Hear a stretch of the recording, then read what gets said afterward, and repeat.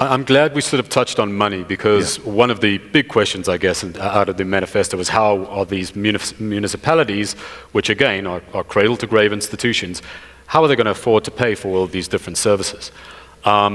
We understand that the conditional grant system in this country is a nightmare, but you're sort of hamstrung, at least until 2019, by the laws of the land. You mentioned that you will look for money from international aid organizations. You mentioned that you will look for money from the private sector.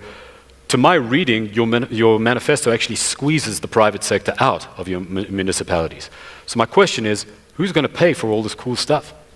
Look, I've always complained that private sector is not playing a significant role. And when we squeeze it is to say to them, you too have a responsibility to contribute to the development of this country, and not to just come and milk this country and leave it dry. So we're not pushing anyone out. We're saying to them, you ought to play a constructive and developmental role in this country. That's point number one. Point number two, I don't understand why a municipality gets a land. They've got a land of their own. They sell that land to Pick n Pay to come and build a mall, right? And then that's once-off transaction, they are out. In an EFF-owned municipality, there's no Pick n Pay which is going to buy land from us. We're going to say to Pick n Pay, what a wonderful proposal of a mall. We're going to take 40% because we're coming with the land, and you'll take 60%. Let's work together.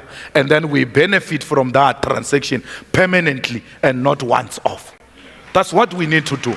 So when I say politicians must stop sitting on their minds, they ought to start thinking, how do we generate income without squeezing the poor so that we finance our social program, which is empowering the poor masses of our people.